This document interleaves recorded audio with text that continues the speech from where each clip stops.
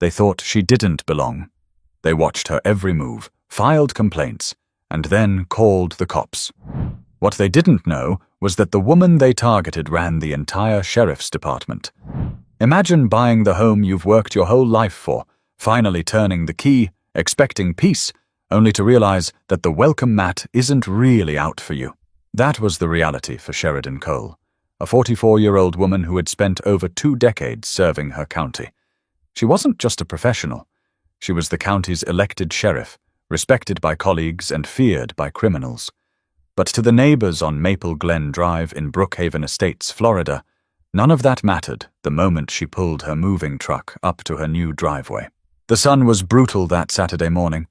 The air shimmered above the blacktop as Sheridan stepped out in jeans and a t-shirt, her hair tied back, sleeves rolled up. She looked at the small 2-story brick home with its neat lawn and tall oak tree shading the corner. It was exactly what she had wanted. Quiet, comfortable, somewhere she could finally relax after years of chasing warrants, late-night raids, and courtroom testimony. As she carried boxes from the truck, she noticed blinds twitching. People were watching. Across the street, a man watering his lawn paused, hose still running, staring longer than was polite. On the porch next door, a woman leaned against the railing, phone in hand, whispering into it while never looking away from Sheridan. Sheridan felt it, eyes tracking her every move. Guess introductions can wait, she muttered to herself, shifting the weight of the box. She wasn't naive. She'd seen that look before, when she walked into certain restaurants in uniform, when she responded to calls in neighborhoods where her authority was quietly questioned before she even spoke. But she told herself this was different. This was her home now. By noon, the moving truck was empty, and Sheridan sat on the tailgate, drinking water. Sweat dripped down her temple, but she felt a small satisfaction. She had done most of the lifting herself. That was her way. No shortcuts, no excuses. She glanced around again. Most neighbors had disappeared indoors, but the blinds still shifted whenever she looked up. The first person to speak was an older man walking his dog. He slowed as he approached, tugging gently on the leash. "You moving in here?" he asked, his voice flat. "Yes, sir," Sheridan said, standing and offering a polite smile. "Name's Sheridan Cole. Just got the keys this week." The man didn't smile back. He gave a small nod, muttered, "Welcome," and kept walking. Sheridan exhaled, watching him disappear down the street. Later that afternoon, a white SUV rolled up. Out stepped Clifford Branson, a man in his late 50s with neatly combed silver hair and a golf shirt tucked too tightly into khakis. His handshake was firm, but his eyes never quite warmed. "I'm Clifford," he announced. "President of the HOA here. Thought I'd stop by to, make sure you had everything you needed." "Appreciate that," Sheridan said evenly. "Still settling in, but I'll get there." Clifford's eyes scanned her yard, the driveway, the recycling bin near the curb. "We like to keep things in order around here. Bins out no earlier than 6 p.m., the night before collection. Lawns cut weekly." Things like that. Sheridan caught the subtext. It wasn't a welcome. It was a warning. "Understood," she replied. He gave a tight smile, patted the hood of her car like it was his own, and left without another word. Sheridan stood there, arms crossed, feeling the weight of the encounter. She had dealt with men like him before, the type who spoke softly but carried rules like weapons. That night, unpacking boxes in her living room, Sheridan thought about her new neighbors. She wanted to believe things would settle once people realized she was just another homeowner who paid her dues like anyone else. But in the pit of her stomach, she knew the stares and clipped conversations weren't just curiosity. She pulled back the curtain, looking at the street lined with identical houses, trimmed hedges, and parked SUVs. From across the way, she caught sight of the same woman from earlier, still standing on her porch, still staring. Sheridan let the curtain fall. "Some folks don't need a reason," she whispered. "They'll find one anyway." She turned off the light, convincing herself tomorrow would be better. But the truth was, tomorrow would only dig the first cracks into the foundation of her new life here. The next morning, Sheridan woke early. Years of law enforcement had wired her body to rise before dawn. She brewed coffee, stepped onto her porch, and let the cool morning air hit her face. For a brief moment, she thought maybe she had overreacted the day before. Maybe the stares were nothing more than curiosity about a new neighbor. But then she noticed the same man with the dog, this time crossing the street deliberately slower, his head turning just enough to glance at her house before looking away. A silver sedan rolled past, its driver slowing down more than necessary, peering through the passenger window. Sheridan raised her coffee cup in a small gesture of acknowledgement, but the driver quickly accelerated. Inside, she set her cup down and muttered, "Yep, still a show." By 7, she was in uniform, preparing to head into the sheriff's office. Her badge caught the light as she pinned it, a routine that usually gave her confidence. Yet this morning, as she adjusted her belt, she wondered what her neighbors would think seeing her leave the driveway dressed like that. She grabbed her keys and stepped outside. Sure enough, across the street, 2 women stood near a mailbox, speaking in hushed tones that stopped abruptly when Sheridan locked her car. Their eyes followed her until she drove out of sight. Later that day, when she returned, her neighbor from next door, the woman who had been on the porch with her phone, was outside trimming her hedges. Sheridan waved politely. "Afternoon," Sheridan called. The woman paused, holding the clippers midair. She replied without looking up, and resumed clipping. Sheridan stood there for a second before heading inside.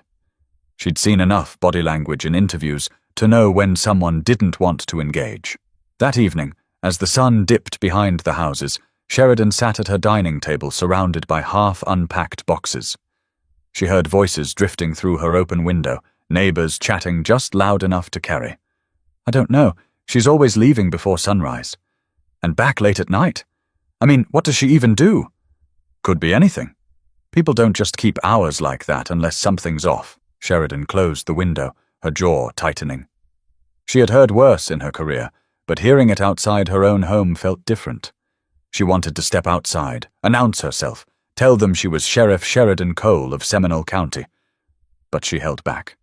She didn't owe anyone an explanation for her life. 2 days later, while unloading groceries from her car, a teenager from down the street stopped and asked bluntly, "Are you renting or buying?" "Buying," Sheridan replied.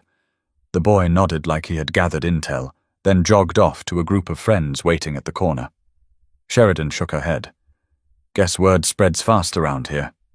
The tension grew more noticeable when she realized nobody had come by with a pie. No one had dropped off a "welcome to the neighborhood" card. Not even the polite but shallow gestures common in suburban communities. Instead, she got side glances, cut-off conversations, and the constant feeling of being monitored.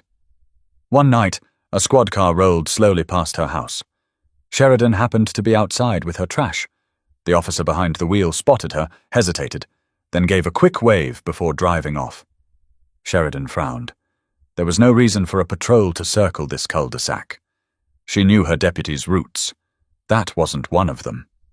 Back inside, she sat at the kitchen counter, tapping her fingers on the granite.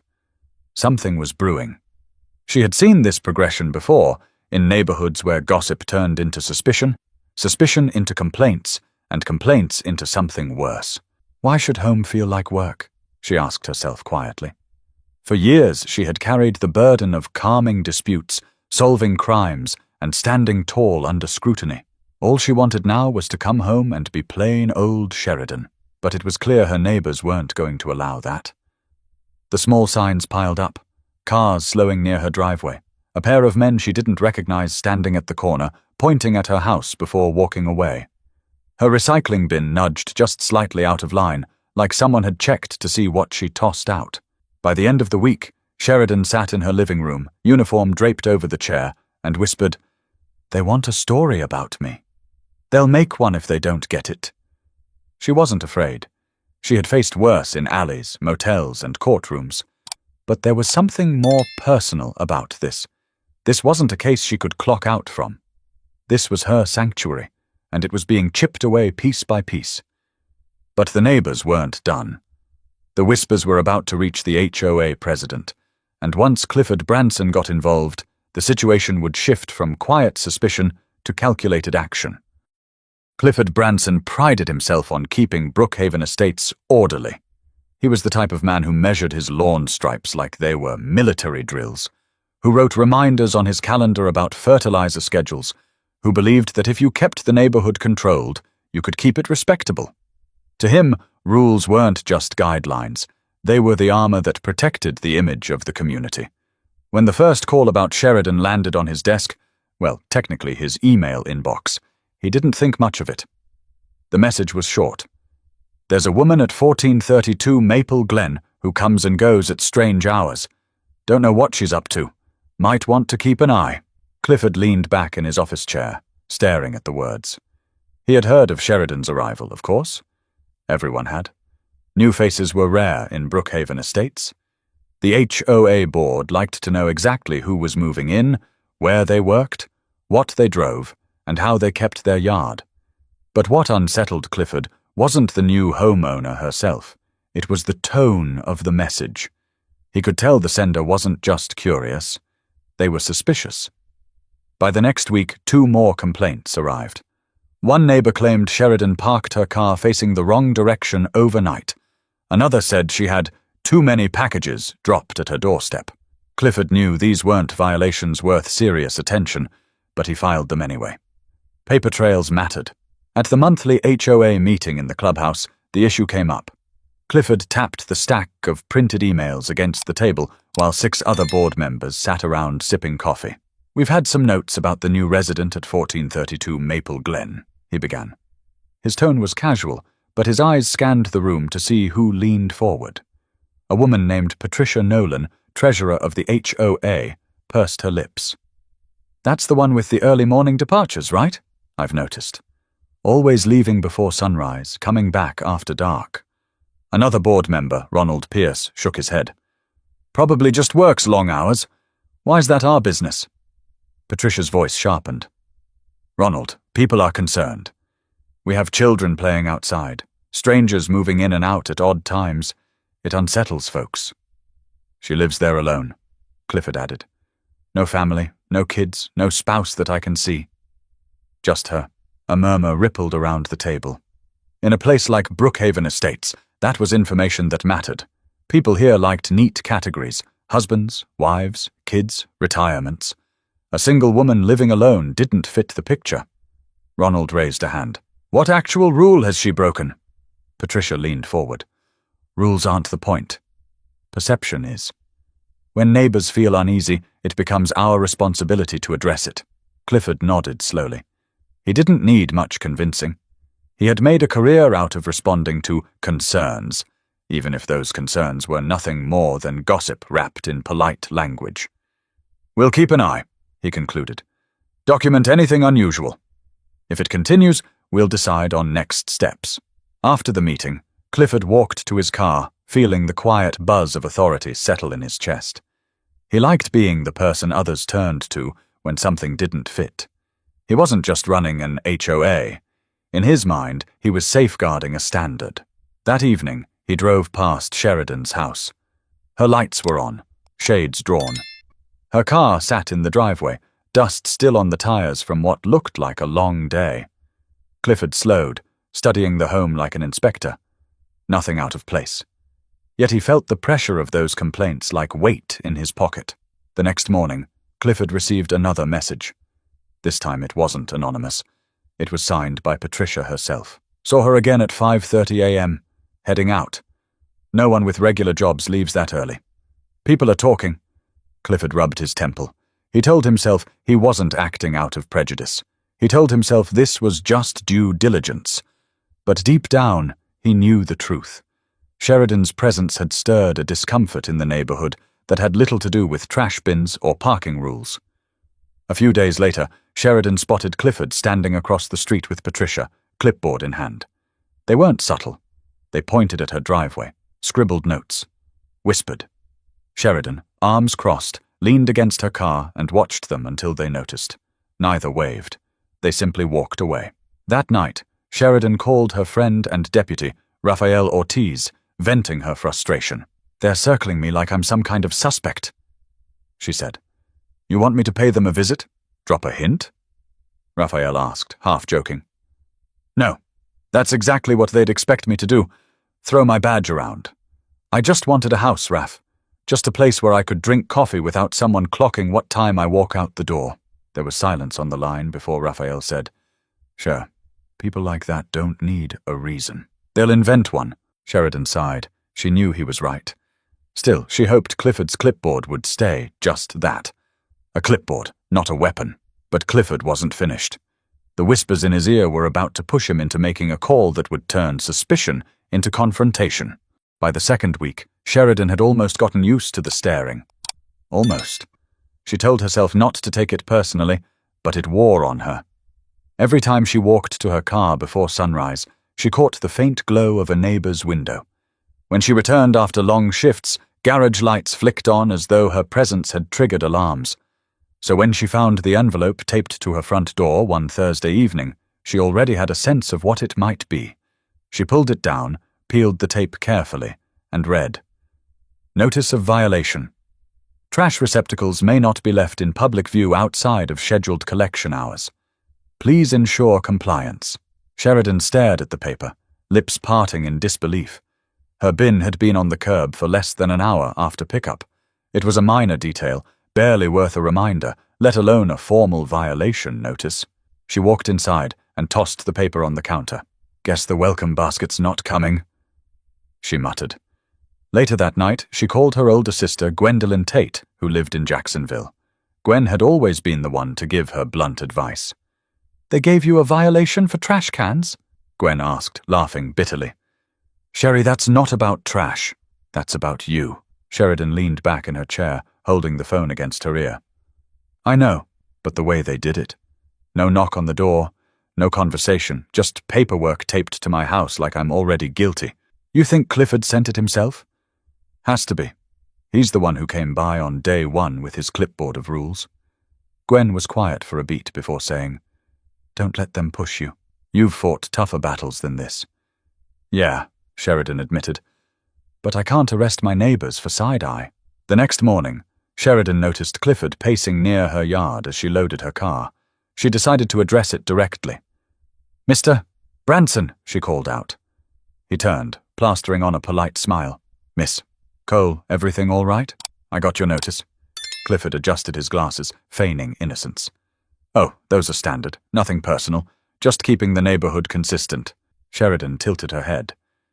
You mean to tell me you drove around after collection day and my house was the only one with a bin out? Clifford cleared his throat. Well, yours was most visible. Sheridan stepped closer, her tone even but sharp. Mr. Branson, I've been enforcing laws for 20 years. I know the difference between a rule and a target. Which one is this? For a flicker of a second, Clifford's composure faltered, but he quickly recovered. Just the rules, Ms. Cole, nothing more.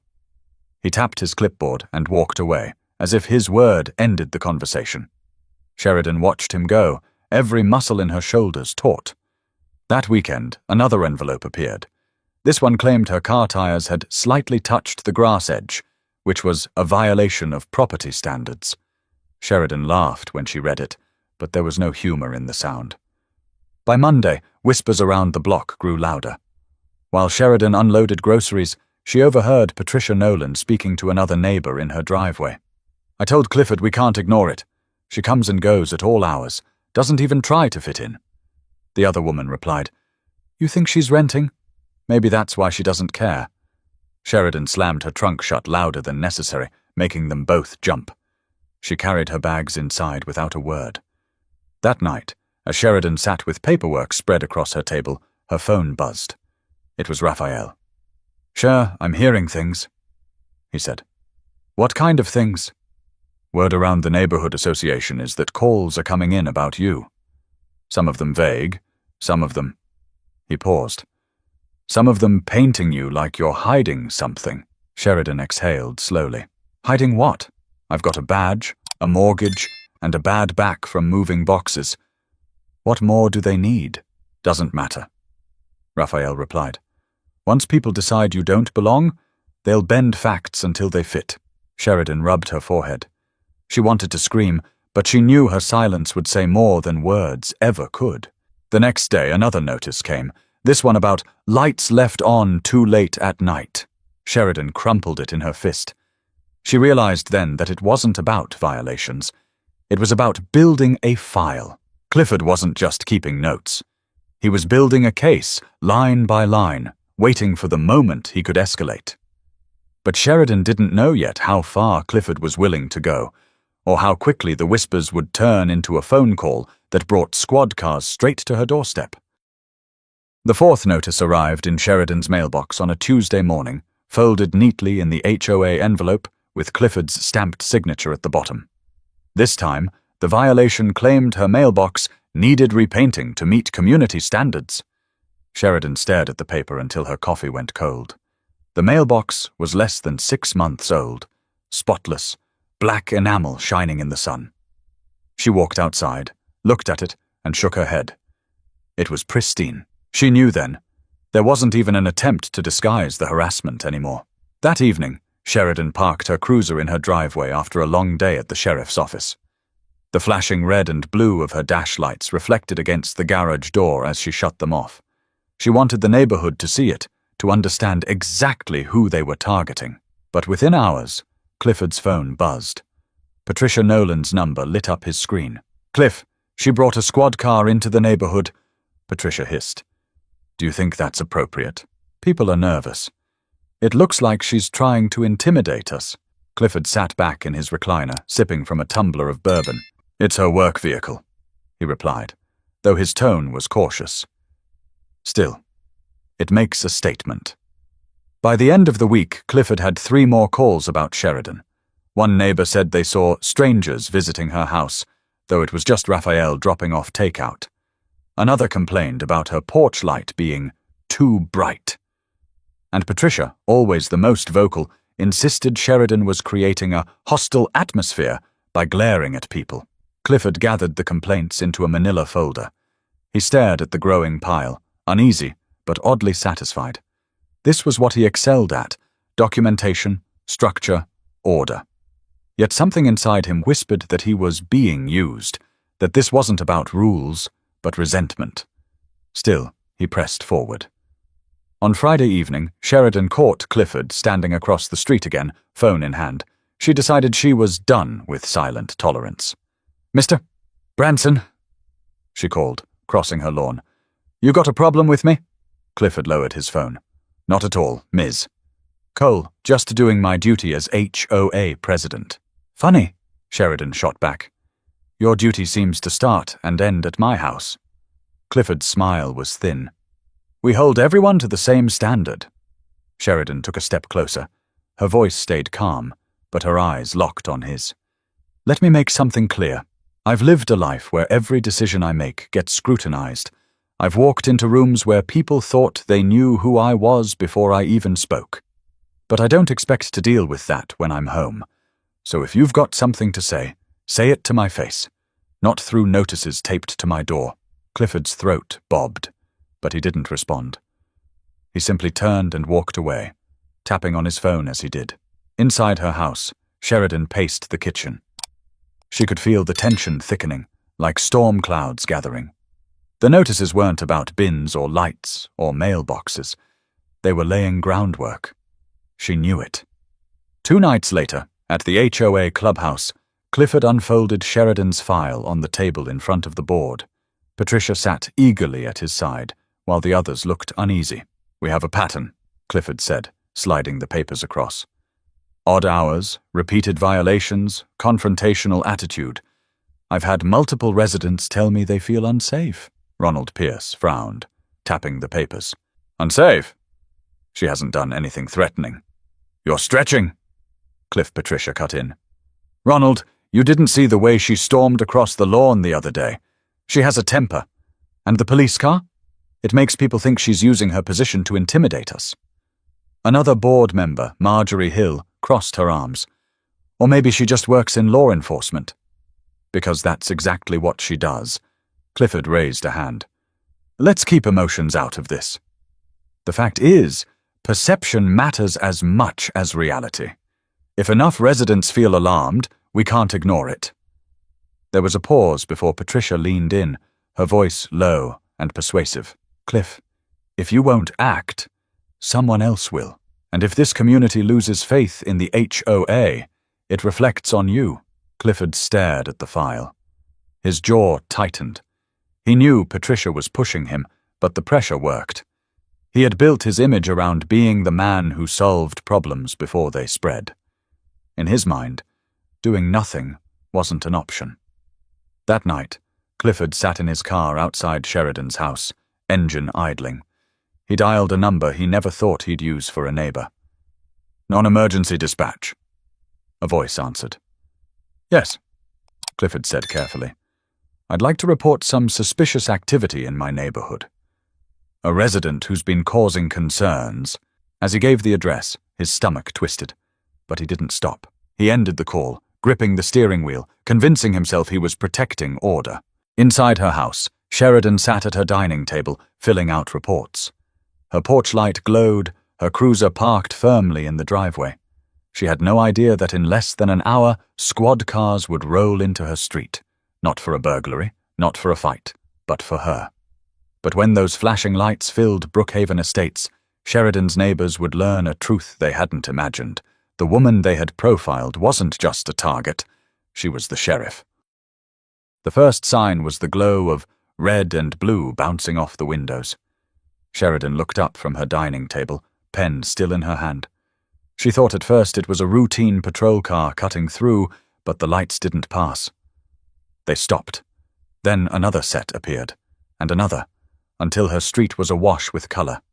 She rose slowly, chair scraping against the tile, and pulled back the curtain. 3 squad cars lined the curb in front of her house. Doors opened, radios crackled, and uniformed officers stepped out, hands resting on their holsters. Sheridan muttered under her breath, "You've got to be kidding me." She unlocked the front door and stepped onto her porch. The officers froze. One of them, Deputy Lauren McKinney, squinted, recognition dawning. "Sheriff," she called, disbelief thick in her voice. Sheridan folded her arms. "Evening, Deputy. Mind telling me why half the precinct's parked outside my driveway?" The other deputies exchanged looks. A young officer, clearly nervous, stepped forward. "We, got a call about suspicious activity at this address. Dispatch said there were concerns about possible criminal behavior." Sheridan raised an eyebrow. "Criminal behavior? At my house?" "Yes, ma'am," the young officer stammered.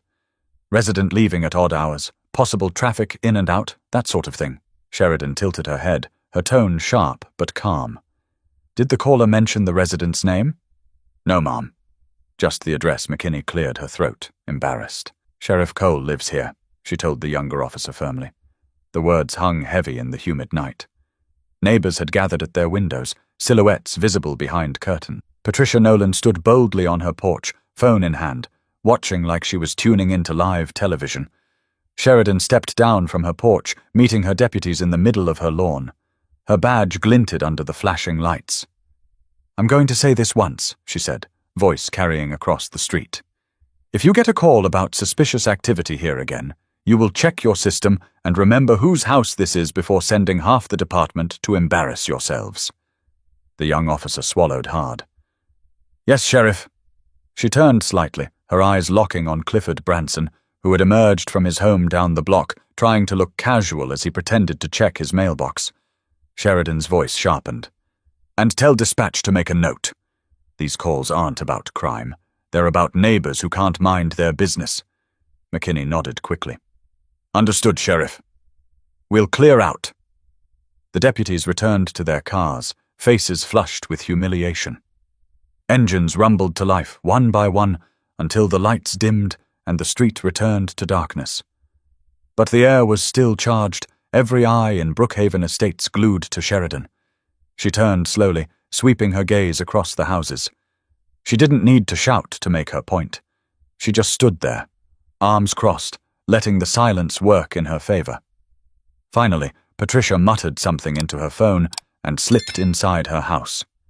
Clifford retreated too, his shoulders hunched. Sheridan exhaled, heading back to her porch. Raphael called almost immediately. "Cher, I just heard dispatch send cars to your address. You okay?" "I'm fine," she replied, though her voice carried steel. "But my neighbors? They just made a mistake they won't forget. What happened?" They sent cops to my house, Raph. My house. On a bogus call, Raphael cursed under his breath. You want me to come over? No, I handled it. But tomorrow morning I'm filing a report. I want a record of this nonsense. She hung up, standing in her living room, adrenaline coursing through her veins. She'd faced armed suspects, riots, courtrooms stacked against her. But this was different. This was betrayal not from strangers, but from the very community she had sworn to serve. Sheridan poured herself a glass of water, her hands steady, despite the fire in her chest. She knew what would happen next. The HOA would scramble. Some neighbors would apologize, others would dig in deeper. But no matter how they spun it, they had crossed a line. But Sheridan hadn't even seen the full fallout yet. The embarrassment of that night would ripple into an HOA showdown that would split Brookhaven Estates right down the middle. The morning after the squad cars left, Brookhaven Estates felt different. People weren't just glancing anymore. They were gawking. Sheridan could feel the shift in the air as she walked down her driveway to collect her mail. Whispers trailed behind her like shadows. By mid-afternoon, her phone buzzed with an email. HOA special meeting, mandatory attendance. The subject line was bold, urgent. She clicked it open. The board had called for a meeting that evening at the clubhouse to address recent events and community concerns. Sheridan smirked. They want a show? I'll give them one. When she arrived, the clubhouse was already buzzing. Folding chairs lined the room, every seat filled with neighbors leaning forward in anticipation. Clifford Branson stood at the front, his clipboard perched on the podium like a shield. Patricia Nolan sat to his right, arms folded smugly across her chest. Sheridan stepped inside wearing her full uniform. The room fell silent. Her boots struck the linoleum floor with a steady rhythm as she walked straight to the front row. Clifford cleared his throat. Thank you all for coming. We've had troubling developments. Multiple residents have expressed concerns about irregular activity at one particular residence. Last night, law enforcement was dispatched to address those concerns. For the good of the community, we need to discuss appropriate action moving forward. Patricia leaned into her microphone. We can't have our neighborhood turned into a spectacle. Safety comes first. From the back, a voice called out, What spectacle? Those were cops showing up to the sheriff's house. Murmurs rippled through the crowd. Sheridan rose to her feet, her uniform commanding attention. That's right, she said, voice steady but firm. Sheriff Sheridan Cole, Seminole County. The woman you all decided was suspicious enough to call the police on. Gasps broke out. Clifford's face went pale. Patricia's lips parted, stunned into silence for once. Sheridan took a step closer to the podium. Do you have any idea how humiliating it was for my deputies to be sent to their boss's house on a bogus call? Do you have any idea what that says about this neighborhood? Clifford tried to interject. Miss Cole, please. It's Sheriff Cole, she cut in sharply. And let's be clear, those calls didn't come from concern for safety.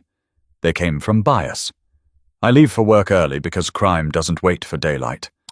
I come home late because I'm in courtrooms and interrogation rooms fighting for justice.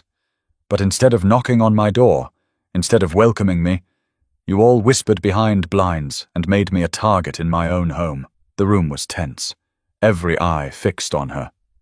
Patricia finally found her voice. We were just doing our duty to protect the community. Protect the community? Sheridan's voice rose, raw with emotion. From what? From me? I've spent 22 years protecting this county, and yet here I am, standing in front of people who called the cops on me because I didn't fit your picture of what belongs. Ronald Pierce, sitting on the board, spoke up. She's right. This has gone too far. If we're calling the police on our own sheriff, maybe the problem isn't her. Maybe it's us. A murmur of agreement spread through part of the room, while others shifted uncomfortably. Clifford's grip on his clipboard tightened. Sheridan softened her tone, letting the weight of her words settle. Look, I didn't move here to wear a badge in my driveway. I moved here because I wanted peace, just like you. But what happened last night was bigger than me. It showed how quickly assumptions can escalate when no one bothers to see the full picture. She scanned the room, her gaze meeting faces that quickly turned away. You don't have to like me. You don't even have to talk to me. But you will respect the fact that I live here, and I will not tolerate being treated like a criminal in the very place I come home to sleep." Silence filled the room.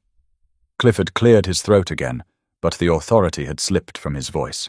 "We'll reconsider the matter," he muttered. Sheridan leaned forward slightly, her eyes locked on him. "Do that. Because next time, it won't just be embarrassing for you. It'll be a lawsuit." With that, she turned, her uniform gleaming under the fluorescent lights, and walked out. The clubhouse doors shut behind her with a heavy thud. Neighbors sat stunned, some whispering apologies under their breath, others refusing to meet each other's eyes.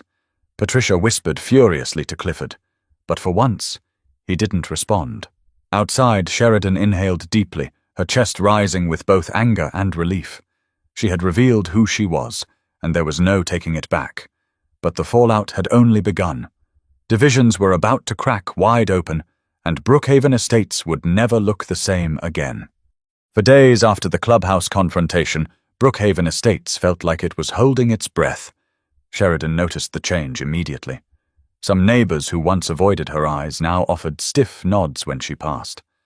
Others turned their backs entirely. The neighborhood had been fractured, and every driveway, every porch, every mailbox carried a new layer of tension. On Saturday morning, Sheridan stepped out to grab her newspaper and saw Patricia Nolan standing across the street with 2 other residents. Their voices carried easily in the humid air. "She embarrassed the entire board," Patricia said sharply. "Marching in there in uniform, acting like she's above the rules." One of the men beside her muttered, "Above the rules? She is the sheriff. You really want to pick a fight with law enforcement?" Patricia bristled, crossing her arms. "It's about fairness. If we let her slide, what message does that send? We're supposed to have standards." The other neighbor shook his head. "Standards?" Clifford called the cops on the county sheriff. "That wasn't standards. That was stupidity." Sheridan let them argue, not bothering to interrupt. Their division was evidence enough of how deep the wound had cut. Later that week, the HOA called another meeting, this time packed tighter than before. Ronald Pierce sat at the board's table, his voice carrying more authority than Clifford's as he tried to calm the crowd. "Let's get one thing straight," Ronald said firmly. "Sheriff Cole hasn't broken any laws, and frankly, I haven't seen her break a single HOA bylaw either. We need to stop turning this into a witch hunt." Patricia shot back immediately, her voice sharp. "So we're just supposed to ignore the complaints? Pretend like the community hasn't been uncomfortable since she arrived?" Marjorie Hill slammed her palm on the table. "Uncomfortable because of what? Because she leaves for work early? Because she comes home late? Patricia, you and Clifford stirred this up, and now the whole neighborhood's paying for it." The room erupted in overlapping voices. Some residents shouted that Sheridan was being unfairly targeted. Others insisted that the HOA had every right to act. Clifford sat stiff in his chair, silent, his clipboard resting unused in front of him. The authority he once wielded had slipped through his fingers. From her seat in the middle of the room, Sheridan listened. She didn't speak, not yet. She wanted them to wrestle with themselves, to hear the absurdity in their own voices. Finally, when the shouting died down, she stood. The room quieted again, eyes turning toward her. "I didn't ask for this," she said calmly. "I didn't move here to make speeches in clubhouses. I came here because I wanted to live like any of you, walk my dog, take my trash out, mow my lawn, sleep without my phone ringing. But instead, I've been watched, whispered about, and reported like I'm a stranger trespassing on my own porch." She paused, letting the silence stretch. "You say you care about safety? So do I. It's my job. But safety doesn't come from suspicion. It comes from trust. And right now, this neighborhood doesn't have it." A few people clapped softly, others sat stone-faced. Patricia glared daggers, but she didn't speak. Clifford lowered his eyes to his clipboard, as if the notes might shield him from her words. After the meeting, Sheridan walked out to find a small group waiting for her, neighbors who hadn't spoken to her before. A middle-aged couple introduced themselves as Harold and Denise Gardner. "We're sorry," Denise said quietly. "We should have come by when you moved in." "We didn't. And that was wrong." Harold added, "Not everyone here feels the way Clifford and Patricia do." some of us. We're glad you're here. Sheridan offered a tired smile. I appreciate that. It goes a long way, but not everyone was ready to change. 2 houses down, Sheridan caught Clifford on his porch that evening, staring at her with an expression that was harder to read. Anger, embarrassment, maybe both. Patricia still paraded her disdain openly, walking past Sheridan without a word whenever their paths crossed. The neighborhood was no longer united in whispers. It was split into factions, those who respected Sheridan and those who resented her more than ever. The HOA, once a tool for lawn care reminders and pool schedules, had become a battleground of pride and prejudice.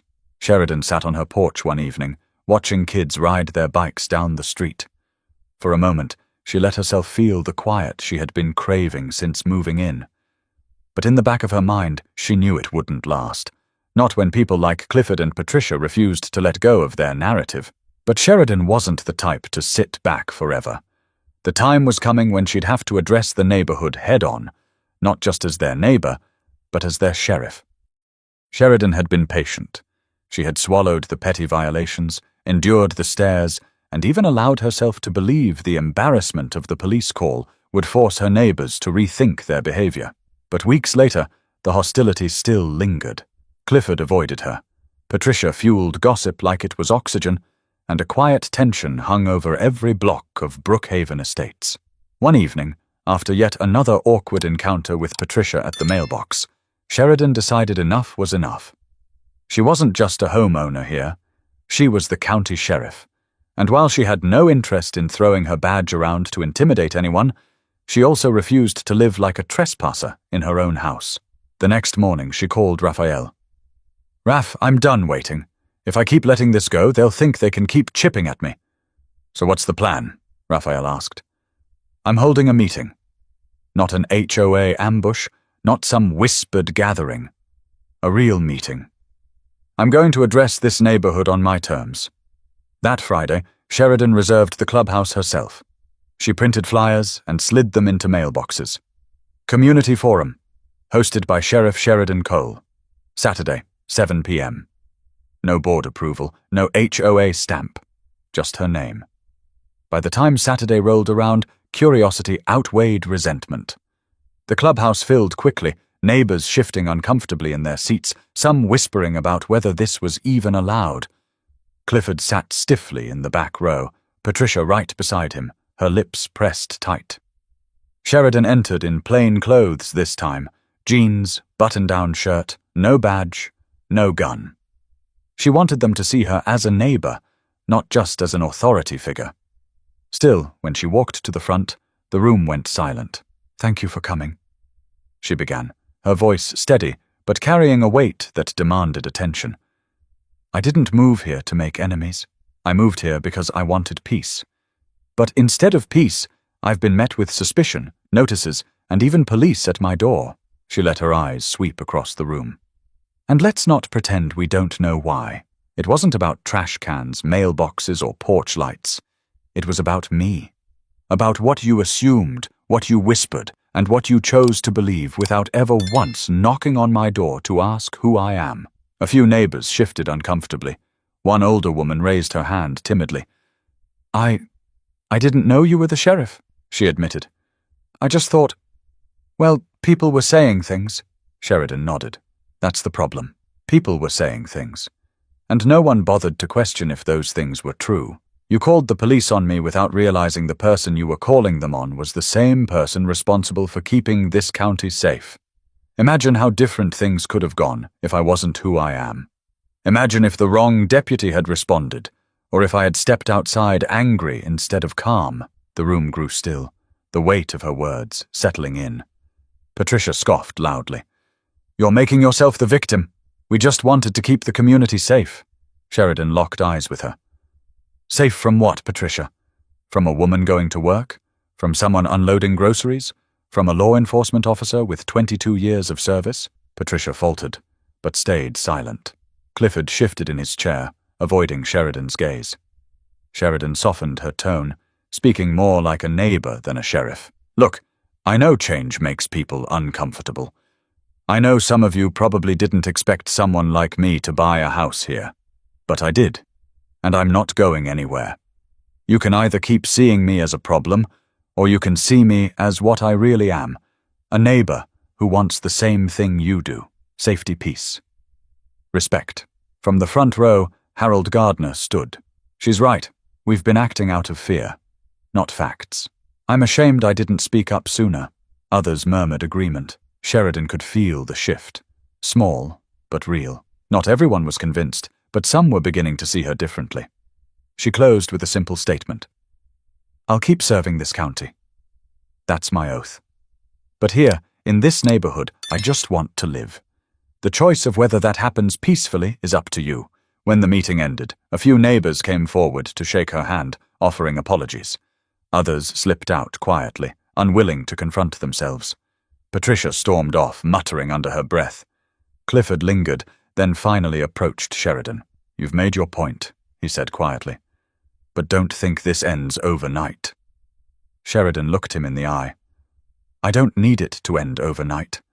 I just need it to end. He gave no reply, just turned and left. Back at her house later, Sheridan sat on her porch with a glass of water, watching the sun set over Brookhaven Estates. For the first time, she felt like the ground had shifted in her favor. She knew some would never accept her, but others had begun to. That was enough to keep her standing tall, but acceptance was fragile. The neighborhood wasn't healed. It was only beginning to reckon with what it had done. And Sheridan knew the final lesson still had to be spoken out loud. The following week, Brookhaven Estates looked the same on the surface.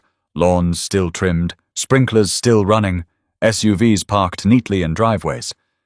But Sheridan could feel the difference. Some neighbors waved now. Awkward but genuine. Others kept their distance, though their stares carried less open hostility than before. On Thursday evening, she took a slow walk around the block. She passed children chalking on sidewalks, teenagers tossing a football in the cul-de-sac, and couples watering flowers. It should have felt ordinary. Instead, every glance toward her carried the memory of flashing lights, whispered suspicions, and that clubhouse confrontation. She paused at the community park bench under a tall pine tree. A few residents had gathered nearby, talking quietly. One of them, Harold Gardner, called out, "Sheriff Cole, mind if we sit with you?" She nodded, and soon Harold and his wife Denise settled beside her. Their faces were open, tired but kind. "We've been thinking a lot about what you said the other night," Denise began. "About trust. You're right. We let gossip get louder than truth. We owe you more than an apology. We owe you better." Sheridan gave a small smile. "Apologies are a start, but change means more than words. It means asking questions before jumping to conclusions. It means remembering that safety isn't about shutting people out. It's about letting people in." Harold nodded. "Patricia and Clifford still won't admit it, but they don't speak for all of us. Some of us see you as what you are, a neighbor who deserves respect." Before Sheridan could answer, a few kids ran past laughing. One stopped, looked up at her, and said innocently, "You're the sheriff, right?" "That's me," Sheridan replied. The boy grinned. "Cool." Then he sprinted off to rejoin his friends. Sheridan chuckled softly. Sometimes the simplest recognition carried the most weight. She stood and faced Harold and Denise. "Thank you, but this isn't about me alone. What happened here is bigger than one house or one sheriff. It's about how quickly suspicion grows when people assume the worst, and how easily we forget that the person we're whispering about has a story, too." That weekend, Sheridan spoke at the monthly HOA meeting again, not to confront, but to close the chapter. She didn't come in uniform this time. She wore a plain blue blouse, stood tall at the front, and spoke like someone who had earned the floor. "When I moved here, I thought I was buying peace. What I got instead was a lesson. A reminder of how fragile community really is. It doesn't take a crime to break trust. Sometimes all it takes is a rumor, a glance, a silence. But I also learned that trust can be rebuilt if people are willing to look each other in the eye and admit when they've been wrong." She let the room breathe before continuing. "You don't need to like me, but I expect you to respect me. And I expect you to respect anyone else who calls this place home, no matter what they look like, where they come from, or how they live. Because if you can't do that, then no set of bylaws will ever make this neighborhood safe. Some clapped. Others stayed still. Clifford's jaw was tight. Patricia's eyes narrowed, but neither interrupted. Sheridan finished with quiet conviction. We all want the same thing. Security, peace, and a place we can truly call home. Let's not waste that by letting fear speak louder than fairness. She stepped away from the podium, leaving her words to settle where they would. That night, sitting on her porch as cicadas buzzed in the distance, Sheridan reflected on everything that had happened. The irony hadn't been lost on her, that a sheriff could be treated like a suspect in her own neighborhood. But it had taught her something valuable. That authority doesn't shield anyone from prejudice, and that real change begins not with laws, but with conversations. She raised her glass of water toward the quiet street and whispered to herself, "Home is worth fighting for." And with that, the story of Sheridan Cole in Brookhaven Estates left a final message. Assumptions destroy, but understanding builds. If this story left you thinking about your own community, remember this. Respect isn't optional. It's the foundation of every neighborhood. And if you believe stories like this need to be told, make sure you subscribe. There's more to learn and more to say.